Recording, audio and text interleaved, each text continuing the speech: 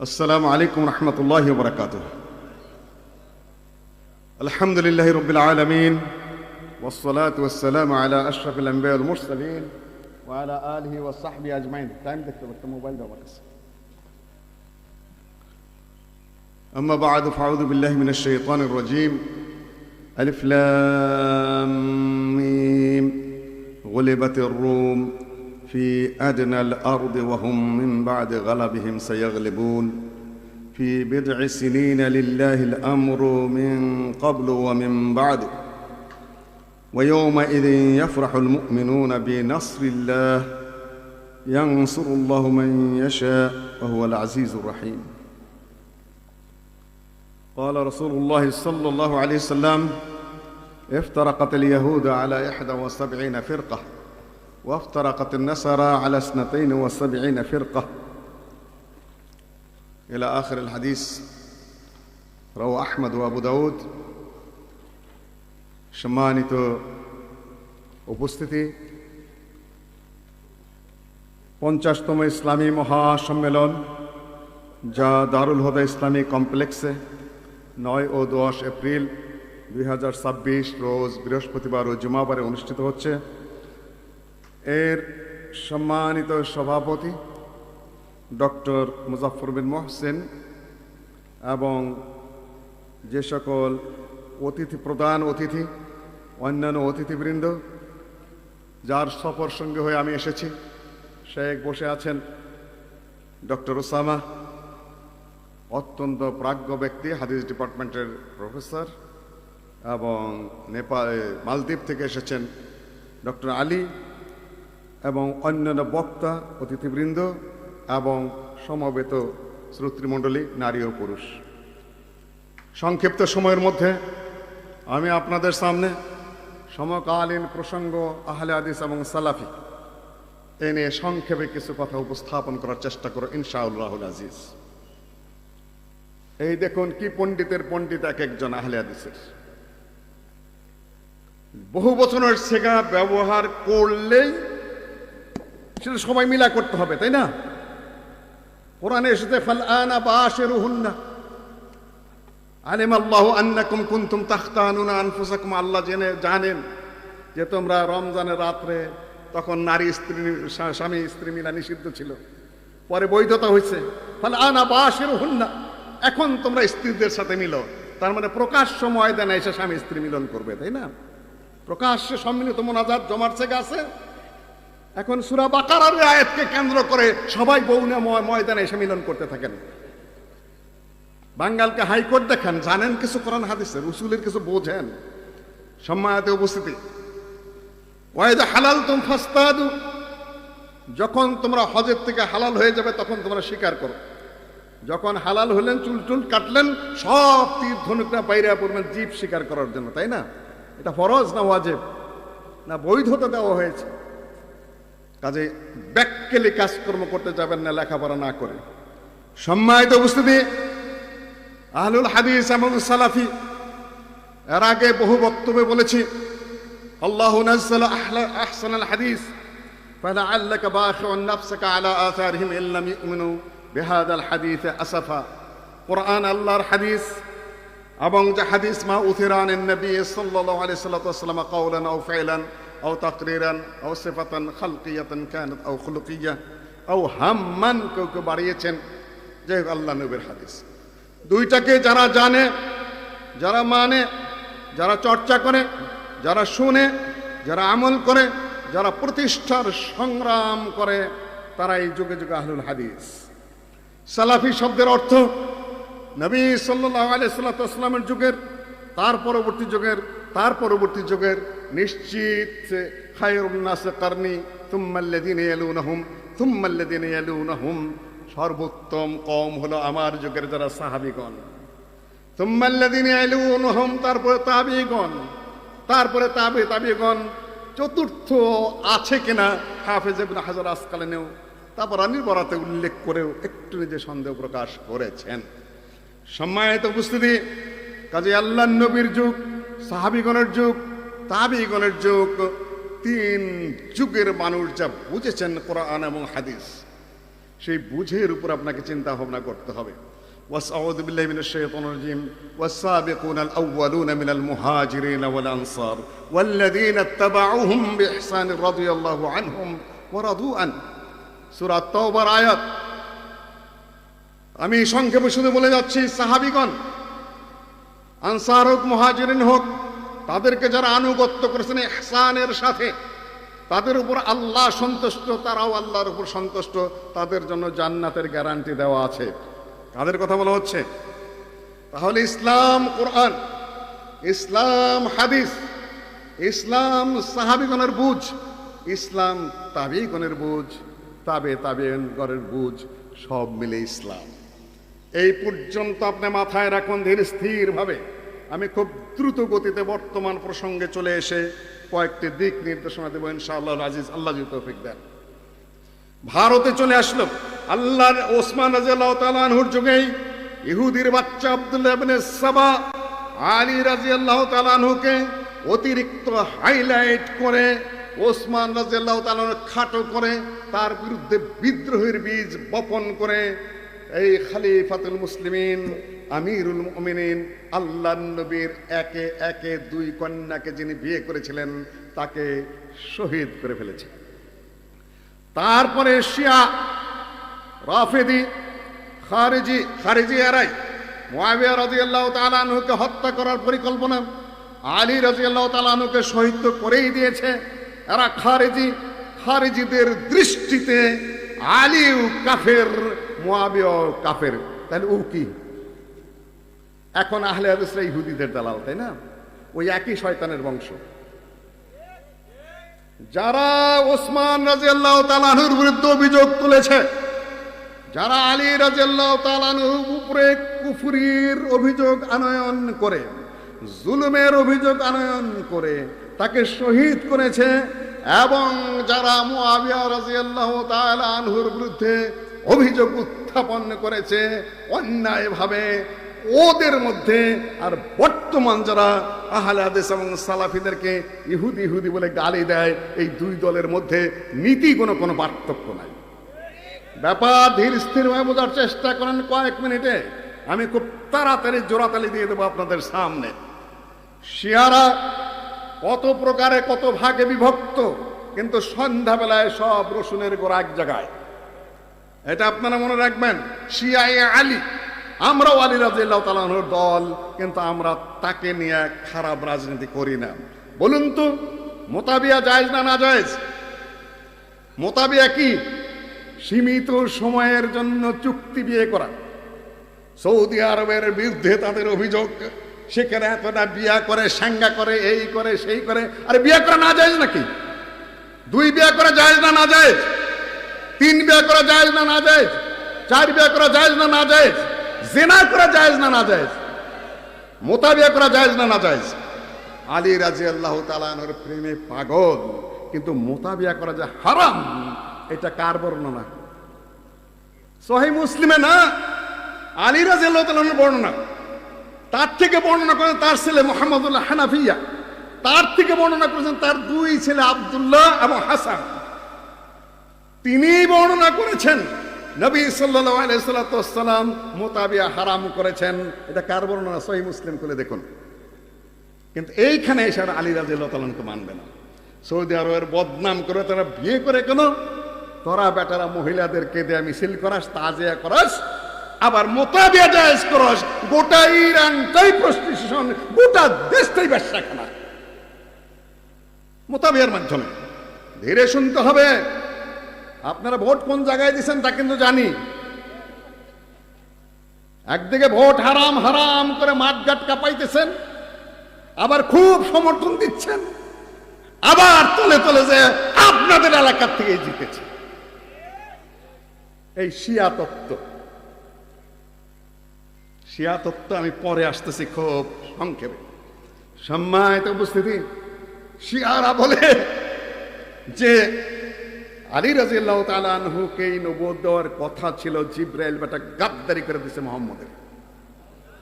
আচ্ছা, 23টা বছর যাবত এই আলীকে গাদ্দারি করে আলীকে না দেয়া মুহাম্মদকে দিল। যে টের পাইল না সে আল্লাহ আল্লাহ হওয়ার যোগ্য, তারেতেই হই পাঠাইতে হবে। সম্মানিত উপস্থিতি, শিয়ারা লোক সাজায়, ওসমান, তারপরে আলী, ওসমান, ওমর, আবু বকর, মুহাম্মদ, আল্লাহ, কয়েকজনের ছবি এঁকে রেখেছে। একটার পর একটা জবাই করতেছে, ছবি জবাই করে ওরা, চাকু মারে কিংবা ছাগলের বুকে চাকু মারে। এইটা ওসমান, এইটা ওমর, এটা আবু বকর। এই পর্যন্ত আসার পরে এখন মুহাম্মদকে কি করা যায়? বেটা মুহাম্মদের দোষ আছে, আলীর সাথে গাদ্দারি করে তোমাকে দিল নবুয়ত, তো তুমি নিলা কেন? ওরেও মারল। এখন আহলে সুন্নাত জামাতের ছেলে একটা ওখানে উপস্থিত ছিল, আল্লাহর ছবি নিয়ে আমার দৌড়াইতে দৌড়ে বাড়ি পর্যন্ত পড়ছে, ক্যা হওয়া আল্লাহ তাআলা কো বাঁচা লিয়া। মোহাম্মদ পর্যন্ত মাইরা আসছে, আল্লাহকে মারতে গেছে, আল্লাহ গাদ্দারি করছে, দেখলো না কেন? ওই সময় আল্লাহর এইটা ধরে না কোনো বাড়ি পড়তে আসছি, এমন শয়তানের জাত।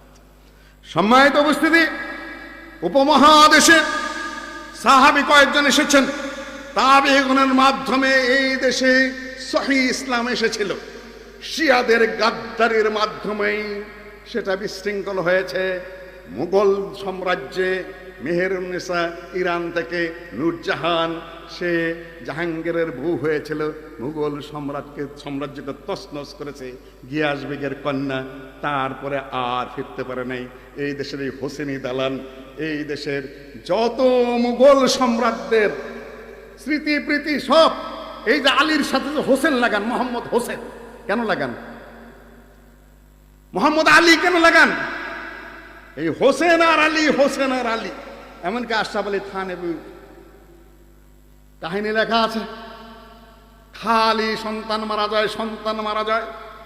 ফকির এসে বলতেছে, দাদি বলছে আশরাফ আলী থানবী সাহেবের রাহিমাহুল্লাহ, আল্লাহ তার গুনাহ খাতা মাফ করে দেন, যে বাচ্চা সিर्फ मर जाता है क्या हुआ?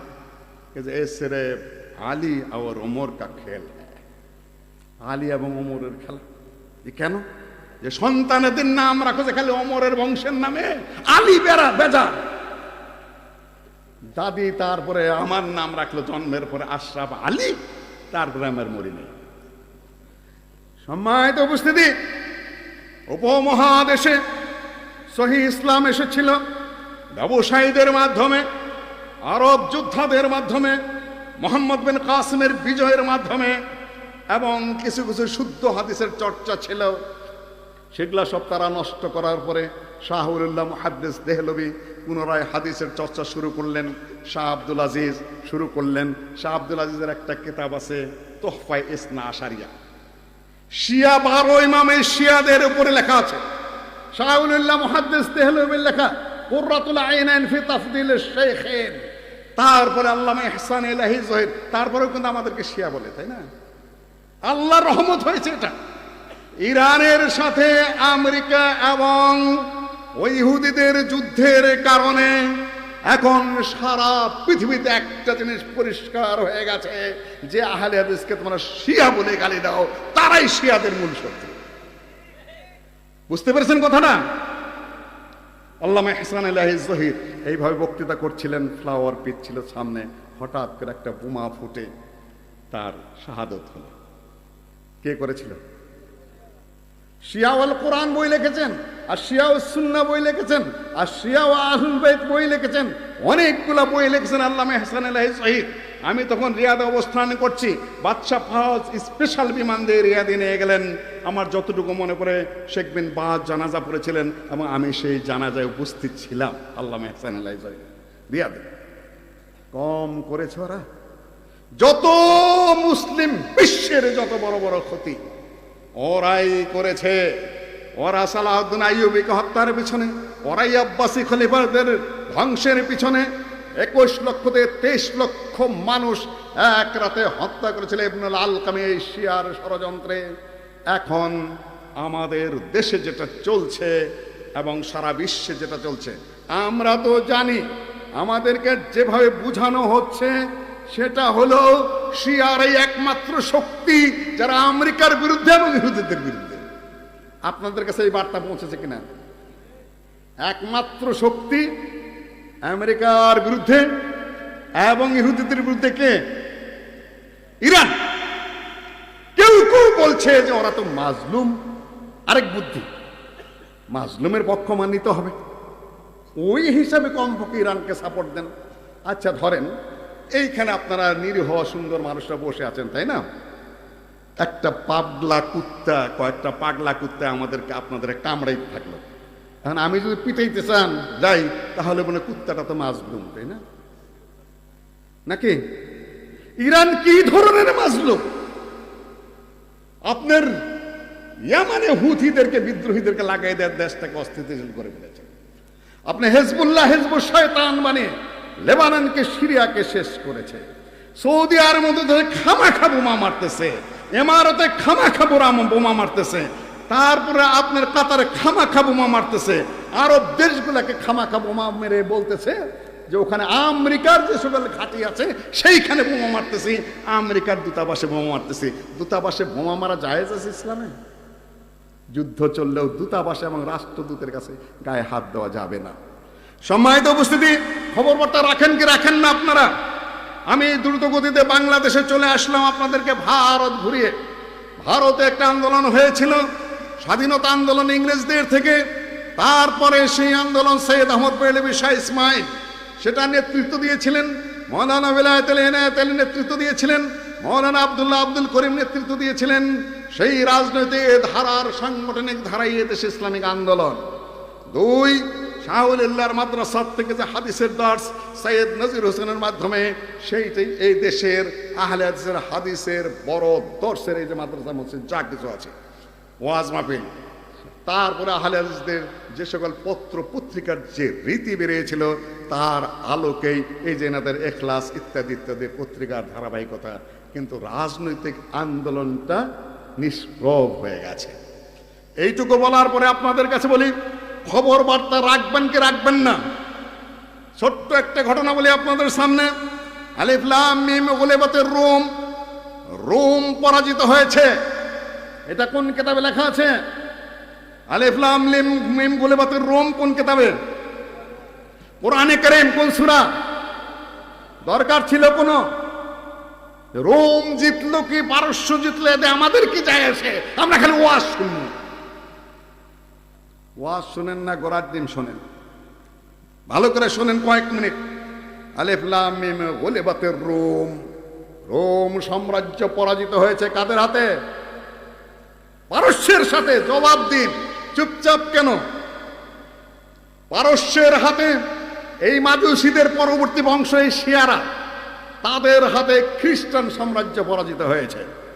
ফি আদনাল আরদ, এটা হলো সিরিয়া এবং শামে। ওয়াহুম মিন বাদে গালাবহিম সায়াগলিবুন, রোম সাম্রাজ্য পারস্য সাম্রাজ্যের হাতে পরাজিত হওয়ার পরে খুব শীঘ্রই বিজয়ী হবে। ফি বিদ'i সিনিন, কয়েক বছরের মধ্যে, অর্থাৎ 3 থেকে 10-এর মধ্যে। লিল্লাহিল আমরু মিন ক্বাবলু ওয়া মিন বাদু, ক্বাবল এবং বাদ যেখানে ইদাফত হয় নাই, আরবি আলেম সাহেবরা ইদাফত না হইলে ক্বাবল এবং বাদ মাবনিউন আলা দাম হয়, না হলে ইদাফত হয়ে যায়, সে ইরাব কবুল করে। যখন যে ধরনের হয়, মেন থাকা সত্ত্বেও বাদ, মেন থাকা সত্ত্বেও কি ক্বাবল হারফে জার, যেহেতু ইদাফত হয় নাই, সুতরাং বাদ ক্বাবল মাবনিউন আলা দাম। ওই মুফতি সাহেবরা শুনে নেওয়া আমার মাইক দেয়া, তোমাদের সামনে আমি কথাই কইতে পারি না। ওয়াইয়াউমাইযি ইয়াফরাহুল মুমিনুন, আজকে মুমিনরা খুশি হবে। কবে খুশি হবে বলেন তো দেখি? কি বুঝলেন এতক্ষণ? পারস্য সাম্রাজ্যের আক্রমণে রোমেরা শামে পরাজিত হয়েছে। এরা হলো অগ্নি পূজারী মাজুসি, ওরা হলো খ্রিস্টান, খ্রিস্টানরা পরাজিত হয়েছে।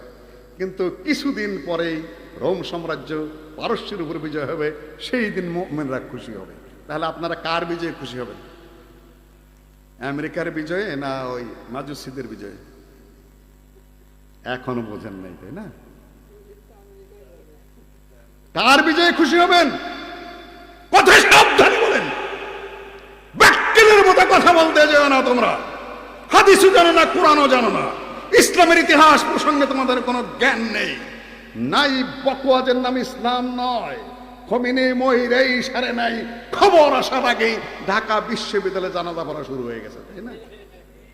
নাকি? কোন মাসালায়? হানাফি মাসালা না শাফি মাসালা না আহলেস মাসালা না শিয়া মাসালায় জায়েজ আছে? তুমি কোন মাসালায় জানাজা পড়লা? কোন মাসালায় তুমি জানাজা পড়লা বলো? তুমি হানাফি না শাফি না আহলে হাদিস না জাহিরি না শিয়া?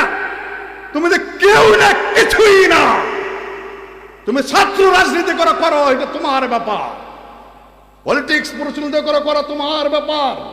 কিন্তু এটা দিন, এটা শরীয়ত, এটা কোরআনের দলিল লাগবে, না হাদিসের দলিল লাগবে, না হলে কোন ধরনের ক্লু লাগবে। তুমি কোন কারণে, কোন সিস্টেমে, কতগুলো নির্বোধ দিন প্রসঙ্গে জাহেল, কতগুলো ধর্ম প্রসঙ্গে আহাম্মক ছেলেপেলে নিয়ে তুমি ওখানে জানাজা পড়া শুরু করে দিলে? আক্কেল বুদ্ধি করে চলার চেষ্টা করো। এটা দিন, এটা শরীয়ত। কার কাছে পড়েছো তুমি? কোন মুক্তির ছাত্র তুমি? কতজন ইমামের কাছে তুমি পড়াশোনা করেছো? ফাজলামি করার জায়গা পাও না। বদমাইশির একটা সীমা আছে, বদমাইশির একটা মাত্রা আছে। ছাত্র বহুত জড়ো হয়েছ। এখন আমি এখানে বলে দিলাম, এরপরে যদি এই পোলাপান ফাজলামি করে সোজা থাপড়ায় সাইজ করে দিবে, বলবে এটা দিন, এটা শরীয়ত। আপনারা তুই কেনা শরীয়তের ফতোয়া দেওয়ার বেয়াদব কোথাকার। সম্মানিত উপস্থিতি, তুমি দিন না ফাজলামি করো। এটাকে নির্বাচন নাকি? নির্বাচন আমাদের কাছে তেমন কোনো গুরুত্বপূর্ণ ফ্যাক্টর না। রাষ্ট্রের নেতা হবে হোক, বলো আমেরিকা জিতলো না ওই ইরানি শিয়ারা জিতলো, এ নিয়ে আমাদের তেমন বড় মাথা ব্যথা নাই। আমাদের মাথা ব্যথা কোনটা? কে বলতে পারবেন? দিন, রাইট। আমাদের মূল বিষয় আহলুস সুন্নাহ ওয়াল জামাত, আমাদের মূল বিষয় সালাফিয়া, আমাদের মূল বিষয় কোরআন এবং সুন্নাহ, আমাদের মূল বিষয় দিনের কতটুকু সঠিক আছে আর ব্যাঠিক আছে। আমরা স্বল্প হতে পারি, আমরা কম হতে পারি। ইন্নাল ইসলাম বাদা গারিবা সায়াউদু কামা বাদা ফাতুবা লিল গুরাবা। স্পষ্ট বক্তব্য রাসূলুল্লাহ সাল্লাল্লাহু আলাইহি ওয়াসাল্লামের। ইসলাম স্বল্পভাবে শুরু হয়েছে, ছোটর মধ্যে থাকবে, আর তাদের জন্যই কি সুসংবাদ রয়েছে। সুসংবাদ বৃহত্তর দলের জন্য না ছোট দলের জন্য?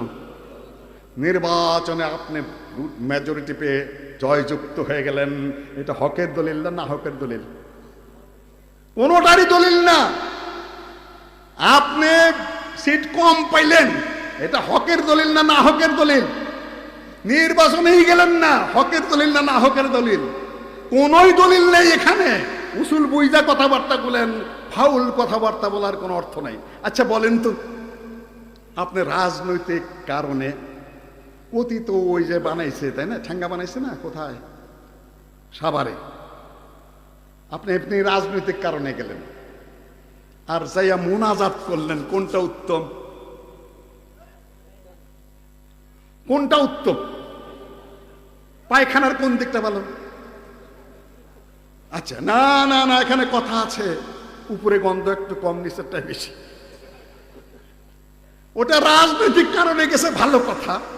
আপনিও রাজনৈতিক কারণে গেছেন, যান, ছোটখাটো একটু পাপ তাপ যা হইলো হইলো, কিন্তু যে মোনাজাত চালু করেন, তাহলে এখন কি হবে? কোন আপনি নতুন ধর্ম বানাইলেন, নতুন দিন বানাইলেন, নতুন প্রচলন শুরু করলেন, যেটা শরীয়তেও দলিল নেই এবং যুক্তিসঙ্গত না। ব্যাক্কেল ছাড়া আর কেন হাত কেউ তুলবে না। কেন ব্যাক্কেল কেন বললাম জানেন? বলে এত বড় বড় আমিষ শব্দের ব্যাক্কেল বললেন না, আপনাদের বুদ্ধি অনেক আছে, কথা সুন্দর করে বলতে জানেন, কথার পৃষ্ঠে কথা বলতে জানেন, আহলে হাদিসের পকেট থেকেও ভোট বাই করতে পারেন। সোজা চালাক না। আহলে হাদিসের পকেট থেকে যদি কোনো বেদাতে ভোট বাই করে নেয়, সে কি সোজা চালাকের চালাক? আর আপনার বুদ্ধি না। সম্মানিত উপস্থিতি, এখানে ব্যাপারটা হলো এই যে আপনি এখানে দিন বানাইলেন, শরীয়তের দলিল নাই। দ্বিতীয় নাম্বার হলো যে ওখানে কবর আছে, সাভারের ওখানে ওখানে কবর আছে, আপনি কিসের মোনাজাত করলেন? কার জন্য? নিজের জন্য না, ওই ঠ্যাঙ্গার জন্য না, মাটির জন্য? কার জন্য করলেন? কোন যুক্তিতে করলেন? এখন যদি বলেন পবিত্র জায়গা, তো আরো আপনি সর্বনাশ করলেন। এখন ওটা কি মক্কা না আরাফা, শায়ের না মসজিদ? ওটা কি? এটা দিন, এটা ধর্ম। ডাক্তার সাহেবেরা, ইঞ্জিনিয়ার সাহেবেরা এখন আবার গর্বের বিষয়, বাপরে বাপ আমাকে ডাক্তার সাহেব, বাপরে বাপ আমাকে ইঞ্জিনিয়ার সাহেব, বাপরে বাপ আমাকে প্রফেসর সাহেব। আর মুফতি আছে মাত্র একজন, তিনি কে? বাড়ি কুষ্টিয়া। আরে ভাই, আপনি ডাক্তার, আপনি ইঞ্জিনিয়ার, আপনি ওখানে গেছেন কেন? ইসলামিক দলের এবারে তো যোগ্য নন আপনি। তাকে আলেম হতে হবে, তাকে কতগুলো শর্ত মানতে হবে, তাকে কোরআন জানতে হবে, তাকে হাদিস জানতে হবে, ইজতিহাদের জ্ঞান তার থাকতে হবে। আপনি ওখানে ইমারত গ্রহণ করতে গেছেন কেন? আপনি কর্মী হয়ে থাকেন। বলছে আলেম তো পাওয়া যায় না। আলেম পাওয়া যাবে না, এগুলা করলে এটাই স্বাভাবিক। আলেম পাবেন না, একজনই পাবেন, বাড়ি তার কুষ্টিয়া। এছাড়া আলেম পাওয়া সম্ভব না।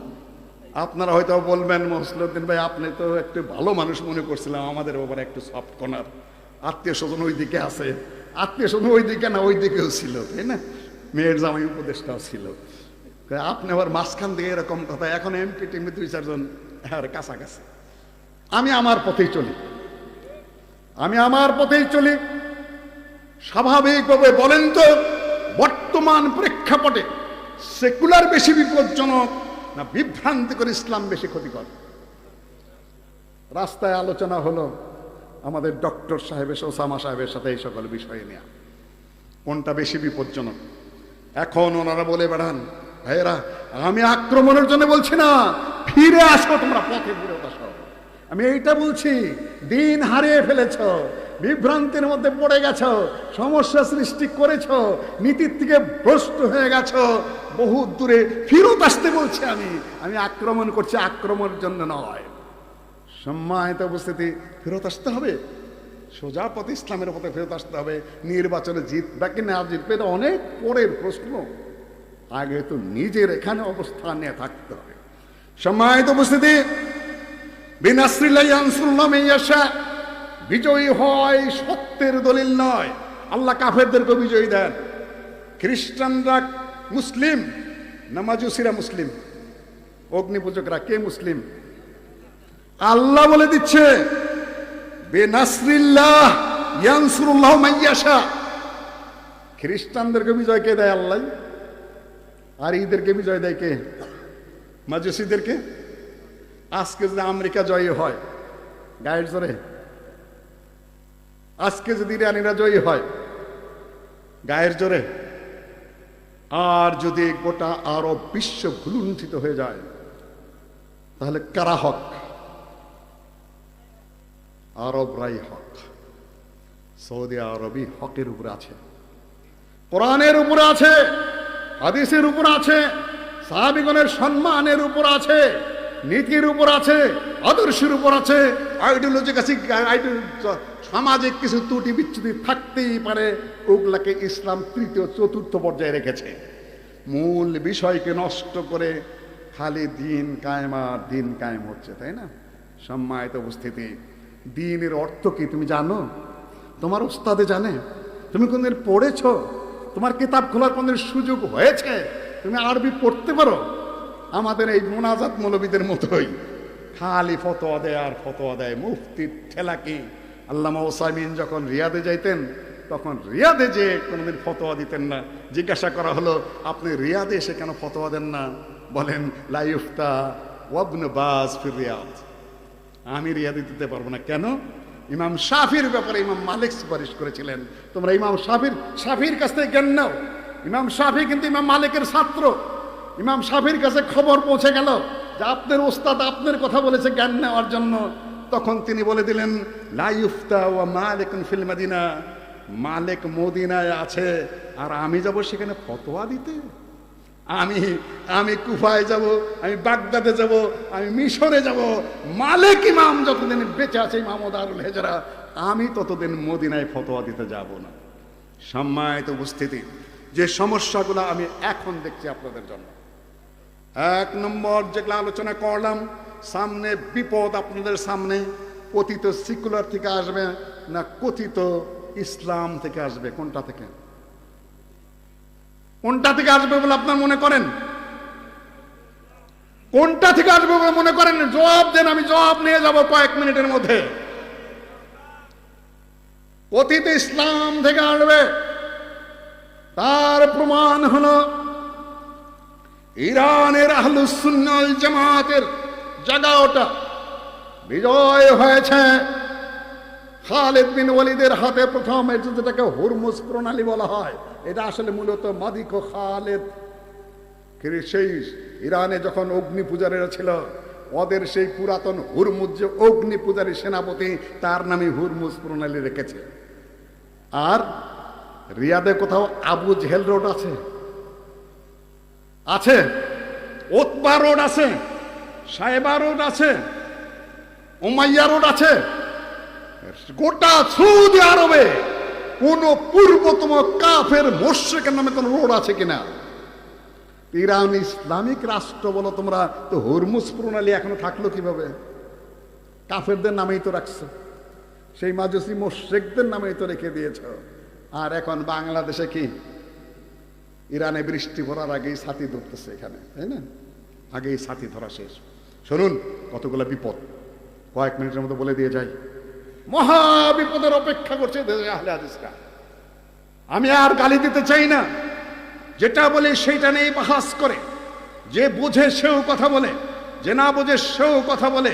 কেউ কথা বলার শৌখিনতা করে, কেউ বা নিজের একটু কুদরত দেখাতে, ক্ষমতা দেখাতে চেষ্টা করে। ভালো করে বোঝার চেষ্টা করো। আমার বন্ধু ভাই, কয়েক বছর আগে দিনাজপুরে যখন আমাকে প্রশ্ন করা হলো সেকুলারিজম প্রসঙ্গে আপনার ধারণা কি, যে সেকুলারিজম একটা কুফরি মতবাদ বটে, কিন্তু ইখতিলাফুল ফতোয়া হাসবে ইখতিলাফিল আজমান ওয়াল আমাকিন, স্থান কাল পাত্র ভেদে বহু প্রশাসনিক ফতোয়া পরিবর্তিত হয়। সৌদি আরবে ইসলামিক স্টেট রয়েছে, সেখানে যে কোনো ধরনের সেকুলার নীতিতে হারাম। ভারতে কি? ভারতের সেকুলারিজমের অর্থ হলো সকল ধর্মের সমান অধিকার। এখন মুসলিমদের উপর যখনই হিন্দুরা আক্রমণ করে, মুসলিমরা প্ল্যাকার্ড নিয়ে দাঁড়িয়ে থাকে, উই নিড সেকুলারিজম, আমরা সেকুলারিজম চাই ভারতে। তার মানে কি? সংবিধান লিখিত আছে সেকুলারিজম, ওই সেকুলারিজমদের ছত্র ছাই আমরা বাঁচতে পারি, তাছাড়া ভারতে মুসলমানদের বাঁচার কোনো পথ নাই। এক অর্থ তো নয়, খালি সেকুলার সেকুলার করতেছেন। মাদ্রাসা আসলে যাদেরকে সেকুলার বলেন, ওরা সেকুলারিজম অর্থ জানে নাকি? আওয়ামী লীগের একটা নেতাকে বলেন সেকুলারিজম কি, কিচ্ছু বলতে পারবে না। বিএনপি নেতাকে বলেন সেকুলারিজম কিছু বলতে পারবে? কিছুই বলতে পারবে না। সেকুলারিজমে কুফরি মতবাদ, এতে কোনো সন্দেহ নাই, কিন্তু প্রত্যেক দেশের তার নিজস্ব ব্যাখ্যা আছে। বর্তমান প্রেক্ষাপটে আমরা যখন কথা বলি, সাথে সাথে বলে আহলে হাদিসের কিছু বুদ্ধিমান লোক বলে এই যে সেকুলারের পক্ষে চলে গেছে, আর ওনারা তো বলেনি এই তো সেকুলারের পক্ষে চলে গেছে। ইরানের পক্ষে থাকি ইসলাম, আর ইরানের পক্ষে না নিলে সে কি সেকুলার, তাই না? ইরানের বিপক্ষে গুলো সেকুলার। আজগুবি আজগুবি সব কথাবার্তা, এগুলো আপনাকে বুঝতে হবে। বর্তমান যুগে আহলে হাদিসকে যদি, তার সালাফিদেরকে যদি নিজস্ব বাহ্যিক দৃষ্টিকোণ থেকে নিজস্ব অস্তিত্ব নিয়ে বেঁচে থাকতে হয়, প্রথমত তাদের সহি আকীদা, সহি মানহাজ, সহি পদ্ধতি নিয়ে বাঁচতে হবে, এবং তাদেরকে বিজয়ী করতে হবে অন্য দলকে। কেন? আফগানিস্তানের পক্ষে মেলা স্লোগান আমরা দিলাম, তাই না? এখন আফগানিস্তান আহলে হাদিস বলতে কিছু আছে? মসজিদ রাখছে, মাদ্রাসা রাখছে, ইমামরা আছে। উনার প্রদেশের জামিলুর রহমানকে প্রথম হত্যা করেছে, তারা শহীদ করেছে আহলে হাদিস হওয়ার কারণে। আর ওইটা যদি বাচ্চা আমানুল্লাহ থাকতেন, তাহলে আহলে হাদিসরা মাদ্রাসা থাকতো, মসজিদ থাকতো, ভক্ত থাকতো, দাউদ গজনবীর পরবর্তী বংশধররা থাকতেন। তাদের শক্তি নিয়েই বেঁচে থাকতে পারতেন আহলে হাদিসরা যদি সেখানে আমানুল্লাহর রাজতন্ত্র থাকতো। কিন্তু কথিত ইসলাম আসার সাথে সাথে আহলে হাদিসকে মিসমার করে দেওয়া হয়েছে। আপনাকে এই আঙ্গিকে বুঝতে হবে, বর্তমান প্রেক্ষাপটে অন্যের ভাষায় 5 মিনিট শেষ, অন্যের ভাষায় কথা বলা যাবে না, ধার করা বক্তব্য দেওয়া যাবে না, অন্যের শব্দ নিজের মুখে চুলকানো যাবে না। আপনি বুঝে শুনে যুগের প্রেক্ষাপটে আহলে হাদিসদেরকে বলবো, আর কথা বুঝে শুনে বলার চেষ্টা করেন। এই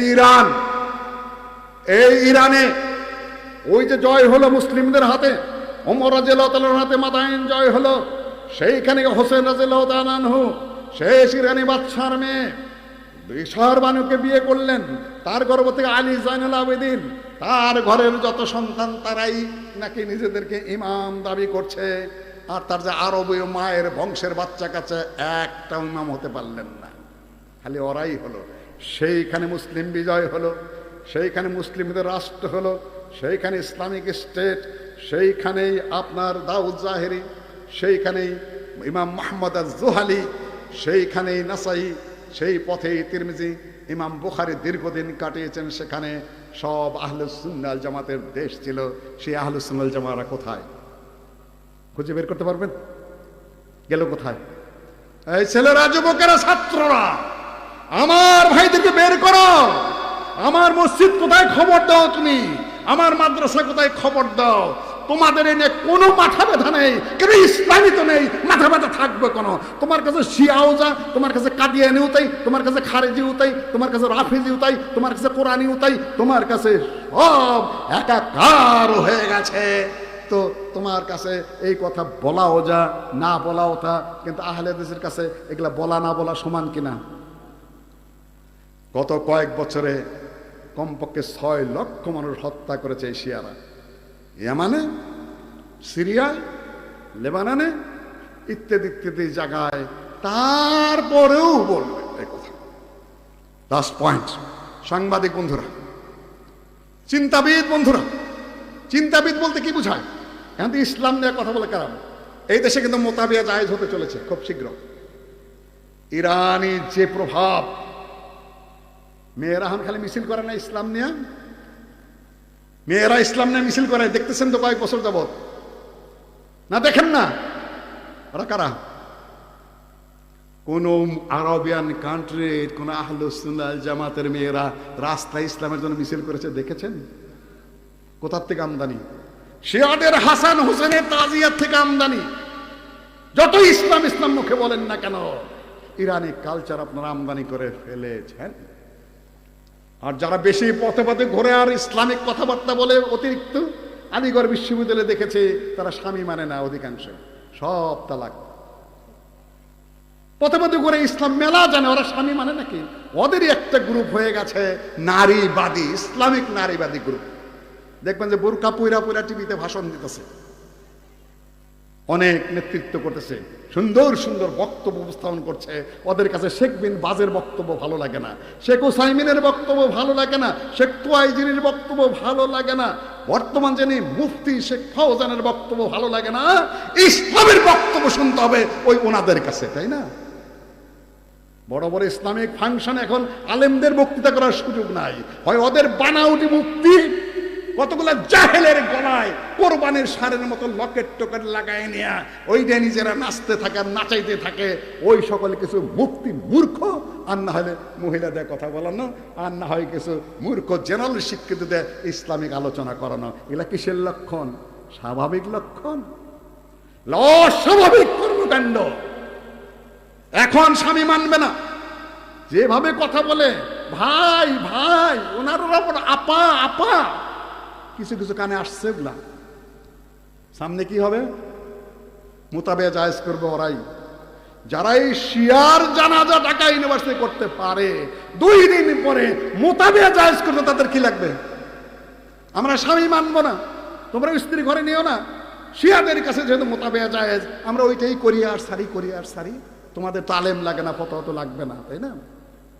সম্মানিত উপস্থিতি, খুব অগ্রিম বার্তা দিয়ে গেলাম। তোমরা নারাজ হতে পারো আমার উপরে, সবাই নারাজ হবে তো আমি জানি। আমি একটু আগেই কথা বলে দিয়ে যাচ্ছি তোমাদের সামনে। আগেই বলেছিলাম মাঠে অবস্থান নাও, না হলে কিন্তু সব হারাবা, ফতোয়া কম দাও। সম্মানিত উপস্থিতি, এই হলো এক রকমের পরিস্থিতি। আর ইরানে আহলুস সুন্নাহ ওয়াল জামাতের যা হয়েছে, আফগানিস্তানে যা হয়েছে, ঠিক বাংলাদেশ সে অপেক্ষায় আছে। টাঙ্গাইলের সম্মেলনে বলেছিলাম, জমিয়তে আহলে হাদিসের নির্বাচনের আগে যে সামনে যে পরিস্থিতি আসতে যাচ্ছে, তাতে সকল আহলে হাদিসকে হয় নির্যাতিত হতে হবে, না হলে কি বলেছিলাম দ্বিতীয় পয়েন্ট, না হলে দাসত্ব করতে হবে। নির্যাতিত হওয়া বা দাসত্ব করা, এই দুইটার একটা আপনাদের জন্য অপেক্ষা করছে খুব শীঘ্রই। যদি আপনারা জাগরিত না হন, 4 কোটি আহলে হাদিস জুড়ে সহি আকীদায়, সহি পথে, সহি চিন্তায়, এক জাতীয় ভাষায় কথা বলতে না শিখে, সামনে আপনাদের জন্য আরো কঠিন নির্যাতন, না হলে দাসত্ব অপেক্ষা করছে। এই যে এই সকল জায়গায় আপনারা ওয়াজ করতে পারবেন না, ওনারা এসে ঢুকা পড়বে, মসজিদে ঢুকা পড়বে, মাদ্রাসায় ঢুকা পড়বে, ঢোকাঢুকি শুরু হয়ে গেছে তা আগেই। এখন খালি আপনাদেরকে পাশার মধ্যে থাপ্পড় দেবার সরাবে, ভাই যান ওইদিকে যান, হয় টাকা পয়সা নেন বয়ে থাকেন, না হলে এই পরিস্থিতির সৃষ্টি হতে গেছে। আর বেউকুফি করার কোনো সুযোগ নাই। আহলুস সুন্নাহ ওয়াল জামাতের আকীদার উপরে আমি আমার রিস্ক নিয়ে বলে গেলাম আপনাদের সামনে কতগুলো কথা, আপনারা খেয়াল রাখার চেষ্টা করবেন। ডান বাম একটু না, দিনের কথা বলতে এসে বলেন আমরা আহলুল হাদিস, আমরা সালাফি, আমরা কোরআন জানি, আমরা হাদিস জানি, আমাদের শায়েখ আছে। তুমি কোন গোড়ার দিন শেখাতে আসছো আমাকে? আহলে হাদিসকে আবার কিসের দিন শেখাবা তুমি? তুমি কে? বাড়ি কোথায় তোমার? কি লেখাপড়া জানো তুমি? কিন্তু দেখেন চাপাই বক্তৃতা করতে যাই, খালি তাফসির করে। সাতক্ষীরায় দেখবেন তাফসিরের জায়গা যত আছে সব আহাম্মক এবং গাধা। তাফসির শুনতে শুনতে এদের সে বেউকুফ আর গাধা পৃথিবীতে নাই। এদেরকে যেটাই জিজ্ঞাসা করে এটাই পারে না, খালি তাফসির শুনছে চিরজীবন। আউযু বিল্লাহি মিনাশ শাইতানির রাজিম। এগুলা সব বাদ। স্থিরভাবে ব্রেনটাকে প্রস্তুত করতে হবে। তাহলে যেখানে আঘাত করছি তারা বুঝতে পারছেন ভাইয়েরা, আঘাত করা আমার লক্ষ্য নয়। লক্ষ্যচ্যুত হয়েছেন আপনারা, বহু দূরে চলে গেছেন, বিপজ্জনক অবস্থার দিকে নিয়ে যাচ্ছেন। দেশকে শিয়ারা গৃহযুদ্ধের দিকে নিয়ে গেছে, খুনাখুনির দিকে নিয়ে গেছে, মিশরে নিয়ে গেছে, আলজেরিয়ায় নিয়ে গিয়েছিল, তুর্কিস্তানের লাগে লাগে ছুটে ছুটে অবস্থা। বাংলাদেশকে একদল লেগেছে, আরেক দল কোন পথে যাবে আল্লাহ ভালো জানে। নানান ধরনের বিভ্রান্তির সৃষ্টি করে এই দেশ একটা রক্তক্ষয়ী দেশে পরিণত হতে চলেছে। আহলে হাদিসদের কপালে কি আছে আল্লাহ ভালো জানে। আজকের এই বক্তব্য থেকে যদি আপনারা শিক্ষা না নেন, নেতৃবৃন্দকে বলবো, আলেমদেরকে বলবো, ছাত্রদেরকে বলবো, যুবকদেরকে বলবো, আর যারা আঘাত পেয়ে থাকতে পারেন তাদেরকে বলবেন ক্ষমা করবেন। একটু অগ্রিম কথা বলে গেলাম। আসসালামু আলাইকুম ওয়া রাহমাতুল্লাহি ওয়া বারাকাতুহু।